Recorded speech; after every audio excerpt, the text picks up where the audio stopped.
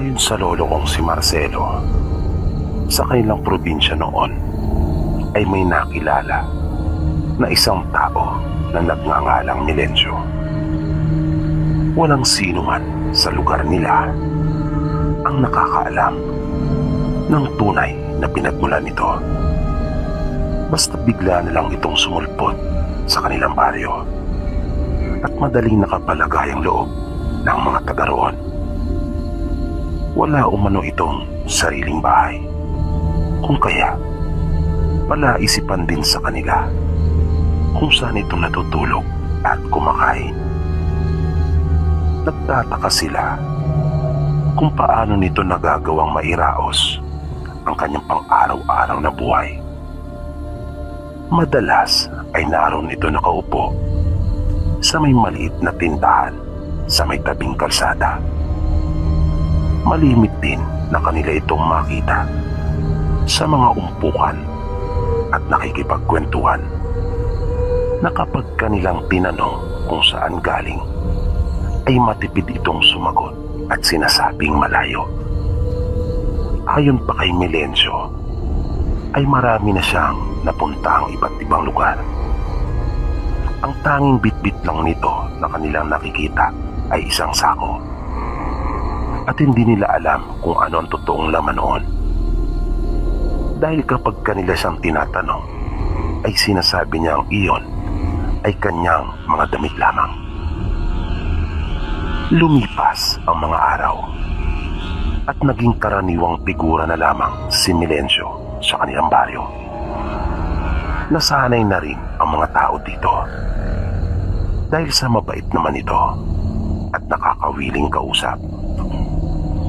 Marami itong mga kwentong masaya at nakakatawa. Kaya lahat ng nakakausap nito ay talagang nalilibang sa kanya. Isang araw, naging matunog ang balita tungkol sa isang taga roon sa kanilang baryo na biglaan umanong nagkasakit.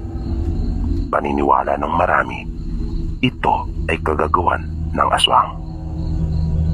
Dahil na rin sa pagsasalaysay ng mag-anak nito kung bakit nagkasakit. Naging matunog ang usap-usapan tungkol doon na yung iba ay kanilang pinaghihinalaan si Milencio na siya umanong aswang na may gawa noon. Ngunit kapag kanila itong kaharap at nakitumpok sa kanila na nakikipagkwentuhan, ay hindi naman nila magawang masabi ito sa kanyang harapan. Ni isa sa kanila ay walang makapagpahayag kay Milencio na ito yung pinaghihinalaan nilang aswang. Ang edad ng lolo ko noong mga panahong iyon ay 17 anyos. Ayon sa kanya, ay wala naman daw siyang napuna na pagbabago kay Milencio. Magiliw pa rin itong nakikipagkwentuhan sa kanila at nakakawili pa rin itong makipag-usap. Yung kaibigan naman ng lolo ko na si Juanito ay iba ang kanyang kutob patungkol kay Milencio. Sabi niya sa aking lolo, paimbabaw lang ang ipinapakitang pagiging magiliw ni Milencio sa kanila. Dagdag na sabi pa nito na kasisiguro daw siyang kung ano ang idinumi ng kasuotan at ayos nito ay siguradong gayon din kasing dumi ang pagkatao nito, na kung paano daw ikinukubli ng mga uling at dumi ang mukha nito ay siguradong itinatago din nito ang kanyang tunay na layunin sa kanila. Mabibigat ang mga binitawang pananalita ng kaibigan ni Lolo Marcelo. Kababata niya si Juanito at marami daw itong nalalaman. Isa pa nga ito sa ipinagmamalaki ng kanilang baryo. Pero si Lolo Marcelo ay hindi kumbinsido. Di niya kasi makitaan si Milencio ng mga katangiang katulad sa aswang. Nasabi naman ni Juanito sa kanya ay sadyang ganun daw talaga.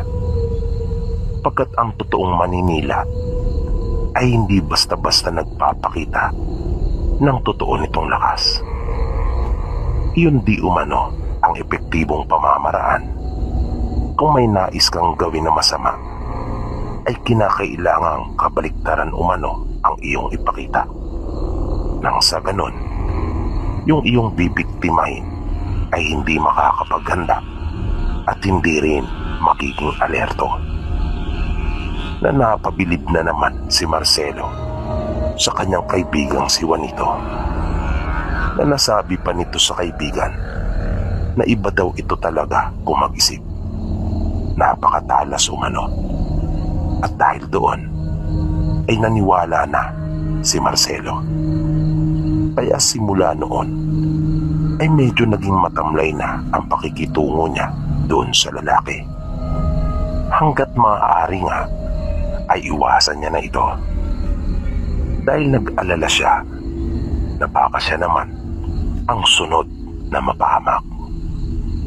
Kung dati-rati ay kanya pa itong binibigyan ng pagkain, ay inihinto na niya iyon. Hindi na rin siya nakikipag-usap kay Milencio. Isang araw, nakita niyang nakaupo muli si Milencio doon sa paborito nitong upuan sa may tindahan. Iiwas pa sana si Marcelo pero napansin na siya ni Milencio at siya ay tinawag nito. Wala naman nang nagawa pa si Marcelo kundi ang lumapit kay Milencio. Bungat ni Milencio sa kanya, bakit tila daw iniiwasan na siya nito at nawala na rin ang pagiging magiliw nito sa kanya. Mabilis na sumagot si Marcelo at sinabing hindi naman. Na halos hindi raw siya makatingin ng tuwid kay Milencio noong mga oras na iyon. Dagdag na sabi pa ni Marcelo ay masyado lang daw siyang abala noong mga nagdaang araw, kung kaya lagi siya nagmamadali. Nakita niyang tumango-tango si Milencio pero di niya tiyak kung napaniwala niya nga ba ito sa kanyang mga sinabi. Di na nagtagal pa si Marcelo at nagpaalam na siya kay Milencio. Nagdahilan siyang muli at sinabing marami pang gawaing naghihintay sa kanya. Hindi pa rin umimik si Milencio at tumangulang ito na hindi na siya tinapunan ng kahit isang tingin. Kaya medyo kinabahan si Marcelo. Dahil sa naging pag-uusap nilang iyon ni Milencio ay nakaramdam siya ng takot. Dati pa kasi ay talagang naniniwala na sila sa mga aswang. Marami na rin kasing mga pangyayari sa kanilang baryo na may kinalaman ang mga aswang. Kaya bata pa lamang siya ay naririnig na niya ang tungkol sa mga ito. Marami na rin siyang kwentong nalalaman pagdating sa aswang na mismong karanasan ng kanyang ama at iba pang kaanak. Maging siya ay minsan na ring dinalaw ng aswang. Nag-alala siya na baka nagalit sa kanya si Milencio at baka pagtangkaan nito ang kanyang buhay. Kaya sa halip na dumiretso sa kanila pauwi, ay nagpunta ito sa bahay ng kanyang matalik na kaibigang si Juanito. Kanyang isinalaysay dito ang naging pag-uusap nila ni Milencio. Panandali ang napaisip si Juanito. Nagkaroon ng katahimikan sa pagitan nilang dalawa. Bahagyang nakatingala si Juanito na nakahawak pang isang kamay sa kanyang baba habang nag-iisip. Nang biglang napapulalas ito at sinabing alam na raw niya. Na nagulat naman si Marcelo at napatanong sa kanya ng ano. Sinabi ni Juanito na bakit hindi na lang daw nila unahan si Milencio. Muling nagtanong si Marcelo sa kaibigan niyang si Juanito kung paano naman daw nila iyon gagawin. Pahayag ni Juanito ay kanila daw ibubunyag ang lihim ni Melencio, na tila nangingintab pa ang mga mata ni Juanito habang ibinabahagi ang kanyang plano sa kaibigang si Marcelo. Pagpapaliwanag pa ni Juanito ay kanila umanong susubaybayan si Melencio. Nang tanungin ito ni Marcelo kung kailan naman nito balak na isagawa iyon, ay sinabi nito na bukas din ay uumpisan daw nila itong matyagan at susundan saan man magpunta, upang malaman nilang talaga kung ano ang mga ginagawa nito, at upang malaman na rin nila kung ano ang totoo nitong pakay sa kanilang baryo. Kaya bagaman may kaba sa kanyang dibdib na napalunok pa ng laway si Marcelo, ay pumayag ito sa kagustuhan ng kanyang kaibigang si Juanito. Kaya nagkasundo sila na sa kinabukasan ay magkikita sa dati nilang tagpuan kahit noong mga bata pa sila. Iyon ay sa puno ng duhat na naroon sa may tumana, na halos pareho lang ang layo mula sa kanilang bahay. Nasa pagitan nila iyon. Matapos na makapag-usap sila ng kaibigan niyang si Juanito, ay umuwi na siya sa kanila at itinuloy yung kanyang mga gawain sa araw na iyon. Kinagabihan nung magpapahinga na si Marcelo, habang inilalatag niya yung banig na kanyang hihigaan, ay may narinig siyang tila mayroong biglang dumapo doon sa kanilang bubungan. Kaya natigilan siyang sandali at nakiramdam. Kinutuban siya kaagad ng hindi maganda. Naging malikot na kaagad ang kanyang isip. Naalala niya si Melencio. Kaya sa kanyang takot ay isinara na niyang mabuti ang bintana. Pumunta siya sa kusina at kinuha yung sanggot ng kanyang tatay. Inilagay niya iyon sa ilalim ng unan. Mabilis siyang nahiga at saka nagtalukbong ng kumot.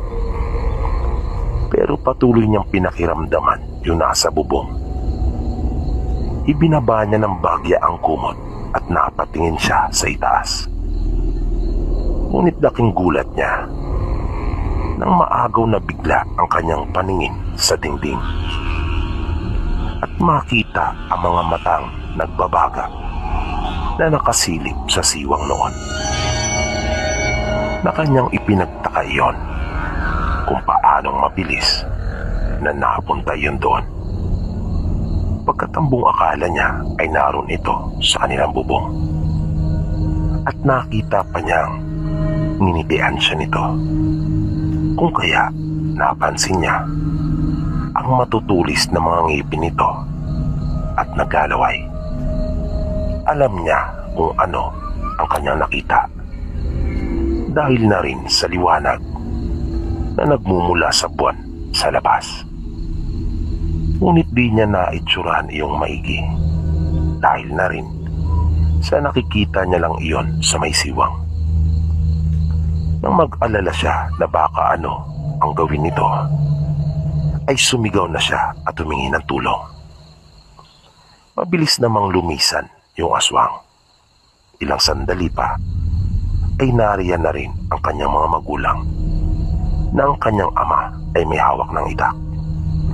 Si Marcelo naman ay hawak na rin niya ang sanggot. Ngunit di pa niya iyon nahuhugot. Bali iyon na ang pangalawang beses na dalawin siya ng aswang. Noong una ay mga 9 na taong gulang siya noon. Pero hindi niya nakita yung aswang.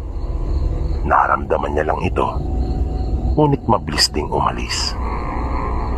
Dahil na rin siguro sa bigay ng kanyang ama na pangontra na tinatawag na libo ng kawayan. Kawayan ito na walang butas, kaya madali mo itong matutukoy na isang bertud dahil sa siya ay kakaiba Sayang nga lamang at naiwala niya ito. Hindi niya kasi binigyan ng halaga at iningatan. Kinabukasan, maaga pa, ay umalis na si Marcelo sa kanila.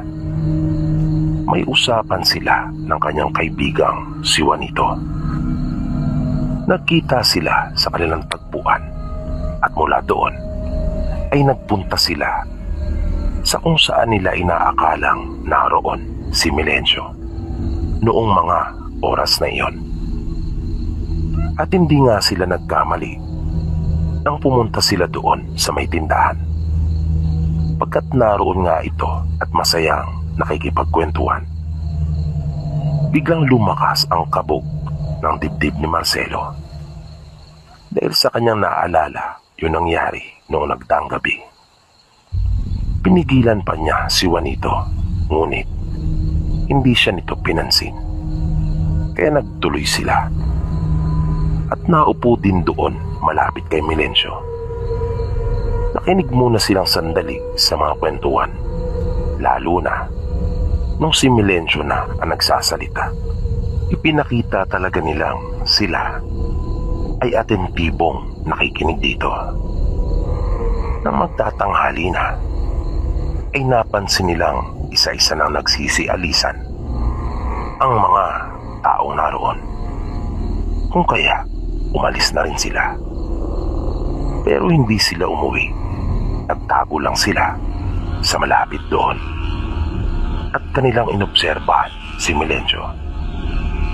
Maya-maya nang wala ng tao roon, ay nakita nilang umalis na rin si Milencio. Iyon naman ang pagkakataon na hinihintay nila. Kanila itong sinundan. Maingat sila at iniiwasan talaga nilang lumika ng anumang ingay upang hindi sila nito mapuna. Mahaba-haba na ang kanilang nalalakad nang makita nilang huminto sandali si Milencio. At sa isang iglap ay nagulat sila nang maglaho ito sa kanilang mga paningin. Nagkatinginan silang magkaibigan na puno ng pagtataka. Nang ibalik nila ang kanilang pansin doon, ay nakita nila si Milencio na nasa itaas na ng puno ng nyog. Kaya mabilis sila nagkubli na mabuti.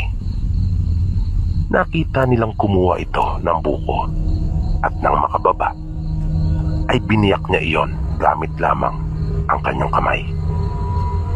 Ininom nito ang natirang sabaw sa magkabilang bahagi ng buko at kinain ang laman noon. Lalong tumindi ang kanilang paghihinala kay Milencio dahil na rin sa nasaksiyan nilang kakayahan nito. Hanggang sa makarating sila sa isang ilog dahil sa kasusunod. Binitawan nito ang dalang sako at mabilis na tumalon sa ilog at sumisid. Nagpatuloy sila na matamang nagmatsyag at naghintay. Hanggang sa mahigit isang oras na ay wala pa rin silang nakitang Milencio na lumutang mula sa tubig. Kaya takang-taka ang magkaibigan. Hindi nila alam kung ano na ba talaga ang nangyayari noong mga oras na iyon. Napaisip din sila sa kung ano pa kayang kakayahan meron ang dayong si Milencio. Pero isa ang nabuo sa kanilang mga sarili na nakakatakot talagang makaharap ito, sapagkat marami itong mga katangian na angat kesa sa karaniwang tao. Nasabi pa ni Juanito ay matinding aswang umano ito. Hanggang sa inabutan na sila ng takip silim, ay hindi pa rin umahon si Milencio doon sa ilog. Nasabi pa ni Marcelo sa kaibigan ay baka patay na raw iyon, pagkat walang sino man ang makakatagal ng ganon sa ilalim ng tubig. Sabi pa niya ay baka masyado lang daw silang nadadala ng lawak ng kanilang mga imahinasyon. Kaya niyaya na niya si Juanito na umuwi na sila. Nang papaalis na sila doon sa ilog, ay biglang nakarinig sila ng pagtunog ng tubig. Kaya mabilis silang napayuko at nagtago. Pagsilip nila ay nakita nila si Milencio na umahon na mula sa ilog. Dinampot nito ang kanyang sako at naglakad ng papalayo. Nagtanong naman si Marcelo sa kaibigan kung kanila pa rin ba daw itong susundan. Sinabi naman ni Juanito na malayo na raw ang narating nila, kaya kanila na lamang daw ipagpatuloy. Nakumbinsi naman si Marcelo, kaya muli nilang sinundan si Milencio hanggang sa dalhin sila nito sa isang bahay. Nakaramdam ng kilabot ang magkaibigan. Pagkat nasa pusot na iyon ang kagubatan, napabulala si Marcelo na may bahay naman pala ito.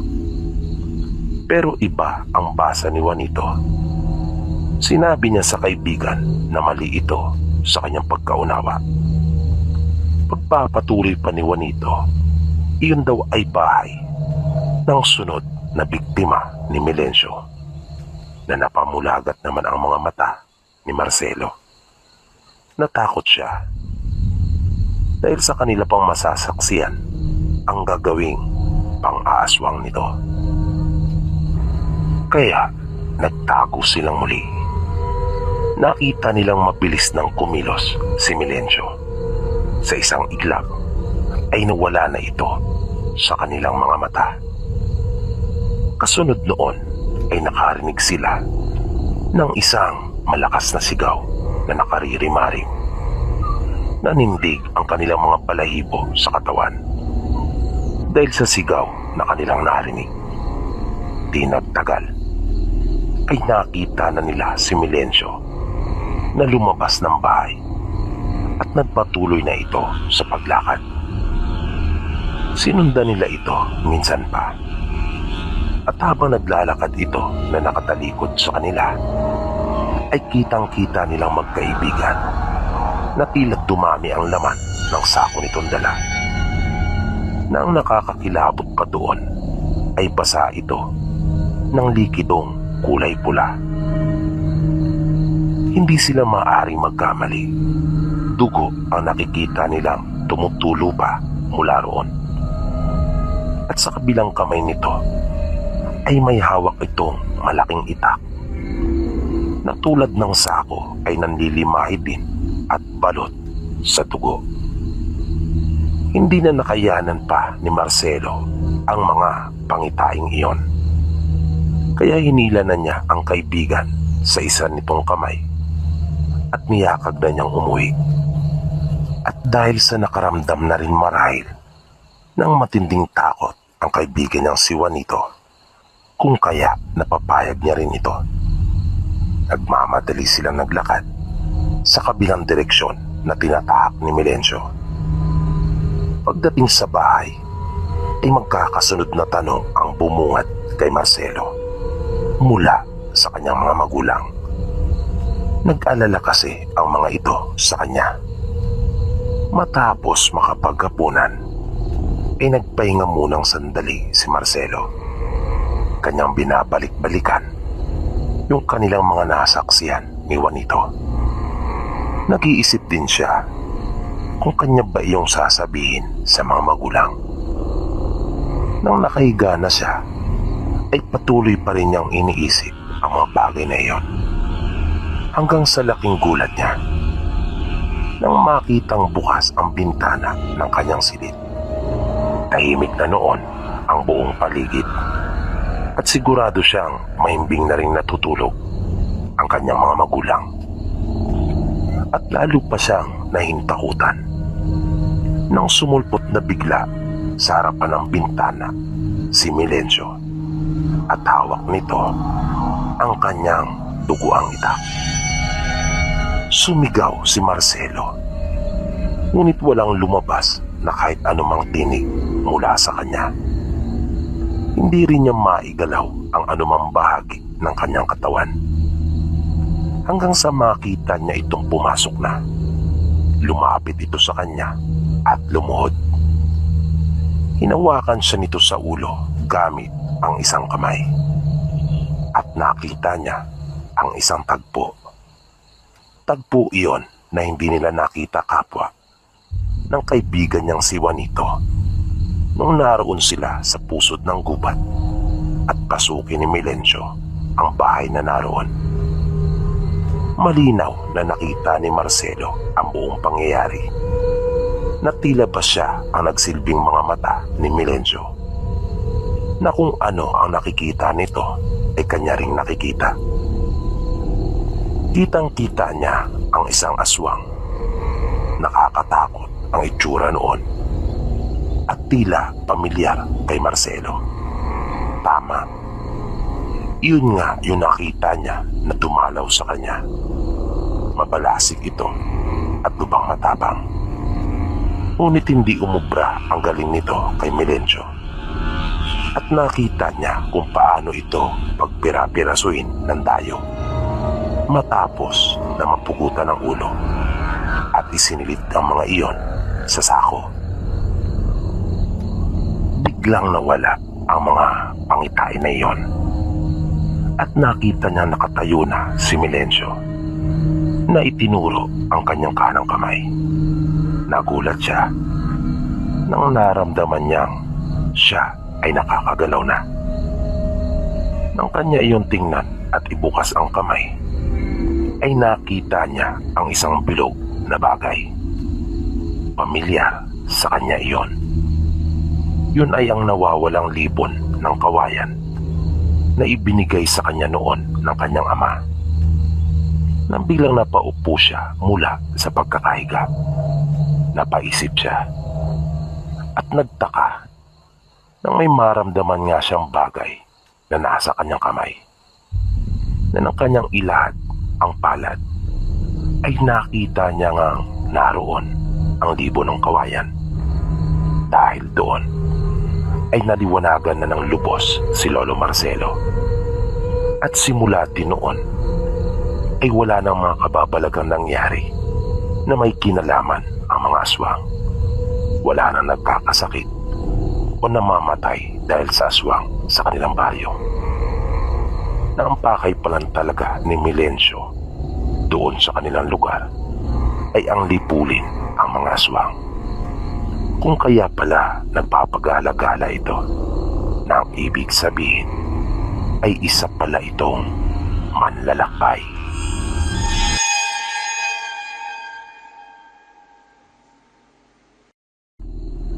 Ang kanyang karanasan ay nangyari sa probinsya noong siya ay binata pa. Bali 5 pong magkakapatid sila Tio Riden at siya po ang panganay. Dahil sa hirap ng kanilang pamumuhay noon, kung kaya siya ang laging naaasahan ng kanyang mga magulang. Bata pa lang ay nasanay na siya sa mga mabibigat na gawain. Kaya dahil doon ay hindi na niya napagtuunan ang kanyang pag-aaral. Maaga siyang nasabak sa trabaho. Kaya di na rin siya nahilig pang pumasok sa paaralan. Nawalan na siya ng gana. Di naman siya nagdamdam dahil nauunawaan naman niya. At ang totoo, may katamaran din talaga ito pagdating sa pag-aaral. Mas inuuna pa nga nito yung pangunguha ng bayabas kaysa ang pumasok noong bata pa. Kumbaga, kung sa mga taga Maynila ay mayroon silang mga malls na siyang pinupuntahan ng mga estudyanteng nagbubulakbol, sa kanila naman ay yung mga bayabasan o kaya naman yung mga ilog at talon. Kaya ipinaubaya na lang niya yung pag-aaral sa kanyang mga kapatid, na sinisikap naman niyang makatulong sa mga ito pagdating sa kanilang mga pangangailangan sa pag-aaral. at tinutulungan din niya maging ang kanyang mga magulang sa pagtataguyod ng kanilang mag-anak. Mabait na tao ang Chewing ko. Kahit na masasabi bang mababa lang talaga ang napag-aralan nito. Grade 2 lang ang naabot niya. Pero maliban sa lahat ng yan, ay di talaga niya inaasahan na kanyang mararanasan ang isang nakakakilabot na pangyayari sa kanyang buhay na naging dahilan para malagay sa panganib ang kanyang buhay. Isang araw ay pumunta sa kanilang bahay yung kanyang pinsan na si Romualdo at niyaya siya na sumama sa kinabukasan dahil makikigapas sila. Anihan kasi ng palay noong mga panahon na iyon. At yung mga ganong pagkakataon ay hindi talaga pinapalampas ni Reden. Kung saan may nagpapatrabaho ay laging naroon ito. Kaya ipinagmamalaki ito ng kanyang mga magulang dahil sa talagang maaasahan ng kanilang pamilya. Nang sumunod na araw, inihahanda pa lamang ni Reden ang kanyang mga dadalhin, ay narinig na niyang tumatawag na sa labas ang pinsan niyang si Romualdo. Kaya paglabas niya ay piniro niya ito at sinabing siya ay naninibago sa kanyang pinsan, na ipinagtaka niya kung bakit tila ganadong-ganado ito at sabik sa kanilang pupuntahan. Na nalaman din niya ang dahilan ng kanya itong tanungin, na ang habol pala talaga nito ay ang makipagkilala sa mga dalaga na maaaring makigabas din doon, dahil marami talaga ang magaganda sa lugar na iyon. Sa kabilang bayan yung kanilang pupuntahan, kaya napagkasunduan nilang doon sa bahay ng kanilang tiyahin na si Manding Suping sila makikituloy sa tuwing pagkatapos ng kanilang pakikigapas. Taga-roon din kasi ito at 3 lamang sila sa bahay. Nang dumating sila ay marami na ang naroon at naghahanda ng magtrabaho.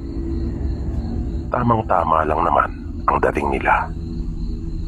Pero ang mga mata ni Romualdo ay agad na naging malikot sa kakatingin sa mga dalagang naroon, na nakita pa ni Reden ang mga ngiti nitong makahulugan. Nang matapos na ang kalahating araw ng kanilang paggawa at magpahinga na sila upang mananghalian, ay sinamantala na iyon ni Romualdo upang makipagkilala sa mga kaidaran nilang naroon. Napapailing na lang si Reden sa lakas ng loob ng kanyang pinsan, na sinasadya pang ipakita ang magandang hubog ng katawan nito sa tuwing magsasalita, kahit pa nga hindi naman nararapat. Kaya napapayuko na lang si Reden na natatawa. Pero bigla na lang naagaw yung kanyang atensyon nang makita niya ang isang babae na di sinasadyang nakapatingin din ito sa kanya, na nang magtama ang kanilang paningin ay napasulyap ito sa magkabila niyang gilid upang tingnan kung may iba pa bang naroon sa magsinggilid niya, na iyon ang maaaring tinititigan ni Reden. Pero nakumpirma niyang siya nga ang tinititigan nito, na nang tila may masmasan si Reden ay agad na niyang binawi ang kanyang pagkakatitig sa dalaga at napayuko dahil sa naramdamang hiya, at itinuon na niya ang kanyang pansin sa pagkain ng kanyang pananghalian. Ilang sandali pa ay lumapit na sa kanya si Romualdo at buong pagmamalaki nitong sinabi na nakilala na raw niya yung dalawa sa mga dalaga. Yung isa daw ay si Amelia at yung isa naman ay si Anita. Pero sinabihan ito ni Reden na kumain na lang muna ng tanghalian. Nang sa ganon ay may panahon pa silang makapagpahinga at makaitlip. Nang nakahiga na silang nagpapahinga, ay tinanong si Reden ng kanyang pinsan kung wala ba raw itong balak na makipagkilala. Sinabi ni Reden na nahihiya siya at di daw siya katulad ng kanyang pinsan na malakas ang loob pagdating sa mga ganong bagay. Pero di niya napigilang sabihin sa kanyang pinsan ang tungkol doon sa babae na kanyang napansin. Na nang malaman iyon ni Romualdo, ay sinabi niyang ituro daw ito ni Reden sa kanya at siya na ang aalam ng pangalan nito. Hindi pa umiinit ang kanilang likod sa pagkakahiga ay napansin nilang nagsisipalikan na ang mga tao doon sa palayan, na nagkatinginan sila magpinsan at sinisi ni Reden si Romualdo na sinabing puro babae kasi ang iniisip nito, kung kaya di na nila nagawa pang umidlip at bumalik na sila sa trabaho.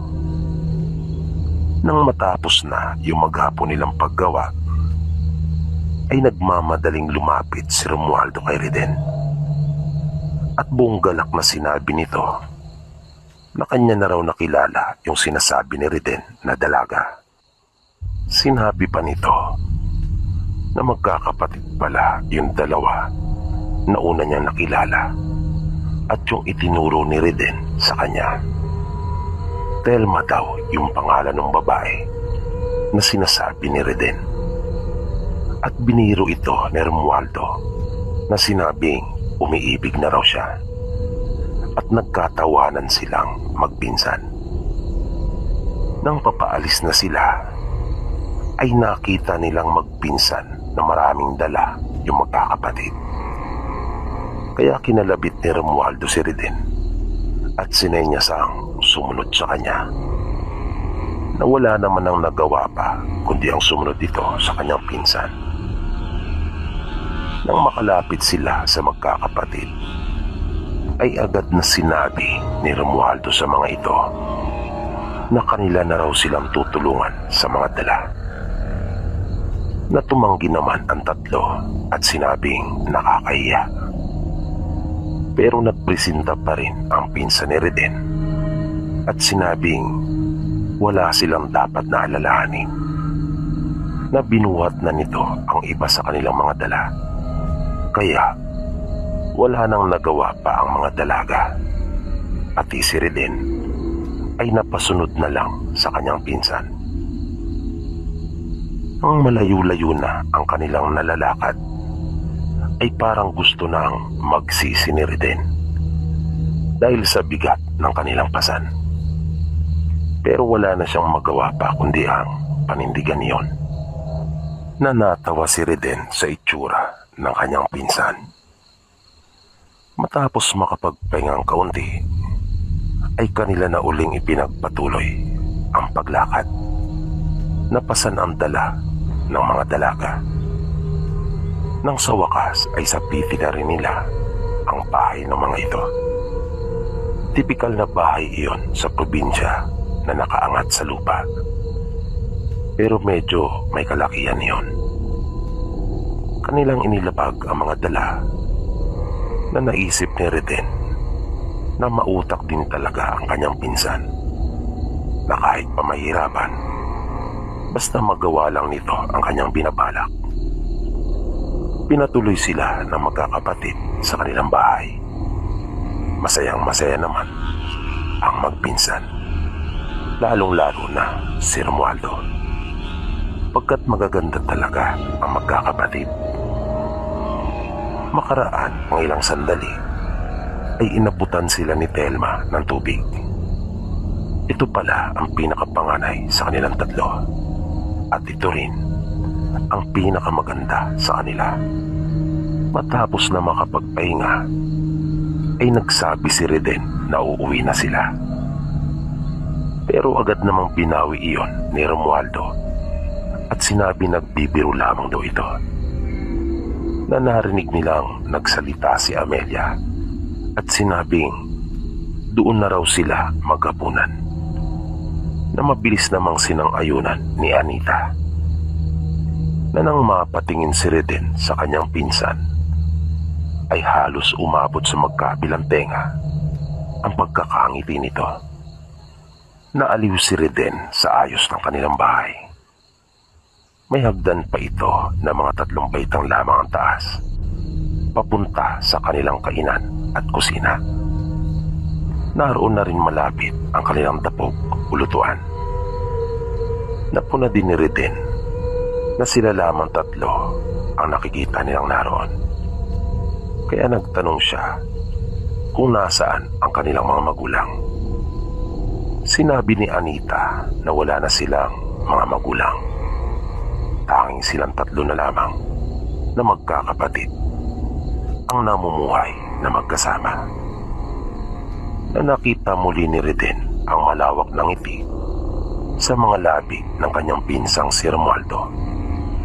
Naisip niyang marahil ay kung ano-ano na ang pumapasok sa malikot na isipan nito. Nang mapadako ang kanilang pansin doon sa may bintana, ay nakita nilang gabi na. Pero medyo maliwanag naman ang buwan.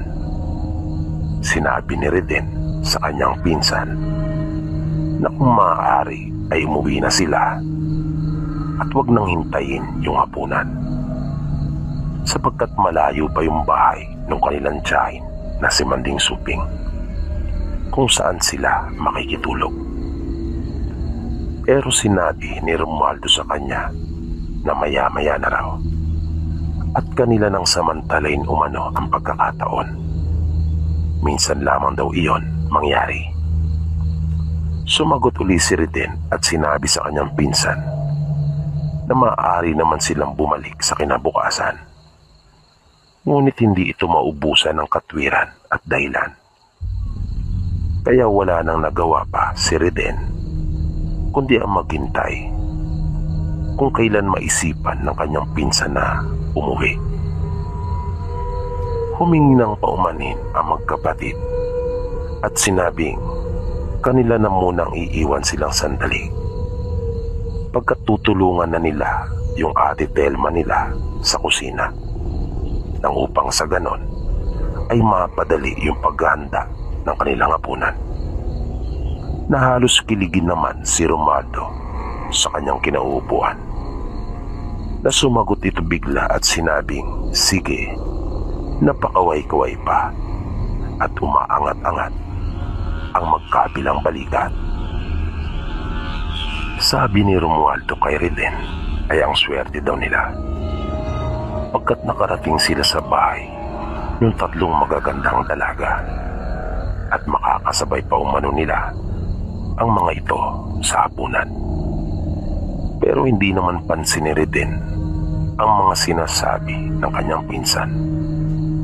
Iginala niya ang kanyang paningin sa loob ng bahay at nasabing masyado umanong malaki yung bahay nila para sa 3 katao, na may nakita pa siyang apog at dahon na ginagamit ng matatanda sa pagnganganga.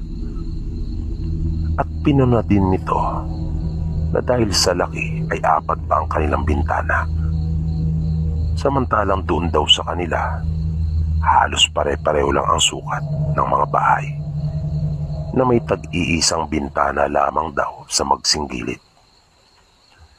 Maya-maya ay nabaling ang atensyon ni Reden sa may labas ng bintana nang mayroon siyang maramdaman. Kaya agad siyang napalingon doon. Nabiglang nanlaki ang kanyang mga mata at napasigaw. At sunod na napahiyaw na rin ang pinsan niyang si Romualdo nang makita nila ang isang lalaki na may lampas balikat na buhok na namumutla ang mukha at nangingitim yung palibot ng namumulan nitong mga mata. At nakanganga na iyon na handa ng manakmal. Kung kaya nakita nila yung mahaba at matutulis nitong mga ngipin, na sigurado silang nakalutang iyon pagkat mataas ang bintana dahil nga sa nakaangat ang bahay nila sa lupa. At di nagtagal ay nakita na rin nila ang isang babae na nakabuhaghag at nagtatayuan, ang malago at mahaba nitong buhok. Nakatulad ng lalaki ay namumutla din ang mukha, ngunit nangingitim ang palibot ng kanyang mga mapupulang mata, na nakalutang din at handa na ring mangagat. Kaya napatakbo sila papunta doon sa kusina, kung nasaan yung magkakapatid. Ngunit nagimbal sila nang muntik na nilang mapangga si Telma nang kanilang makasalubong ang tatlo na naglalaway at mayroon ding mahaba at matutulis na mga ngipin. Nakakatakot ang kanilang mga pangil. Naramdaman ni Reden na may pumupulupot sa kanyang braso, na nang kanyang tingnan iyon ay nakita niyang mga buhok. Agad niyang iwinasiwas ang kamay upang maiwasan ang tuluyang pagkakapulupot noon sa kanya. Mabilis silang bumalik at wala nang isip-isip na tumalon sila sa kabilang bintana at nagsisigaw sila sa sobrang takot habang tumatakbo ng mabilis. Hindi na nila nagawang tuntunin pa ang daan dahil sa sobrang kaba at pagmamadali, na kahit masukal pa ay wala silang pakialam. At parang napakadali lang iyon sa magpinsan na malampasan, hanggang sa may nakasalubong silang mga nanunulog. Ito yung mga nangangaso sa gabi, na tila nabunutan sila ng tinik sa mga lalamunan at nakahinga na ng maluwag nang kanilang makita sila. Agad silang humingi ng tulong at sinabi nilang mayroong aswang. Kaya naging alerto naman ang mga ito at mabilis na inilabas yung kanilang mga itak at tinanong sila kung nasaan. Nang kanilang ituro ang kanilang pinanggalingan, ay doon pa lang nila napansin na ang layo na pala ng kanilang tinakbo. Kaya sinabihan na lang sila ng mga lalaki na umuwi na at mag-ingat na lang, na tinuro sa kanila ang tamang daan papunta doon sa kanilang tiyahin nang sila ay magtanong. Na nang malapit na sila sa bahay ng kanilang pupuntahan, habang nasa daan ay napabulala si Romualdo na ang buong akala daw niya ay makakakain sila ng masarap na hapunan. Yun pala ay sila ang gagawing hapunan nung mag-anak na aswang.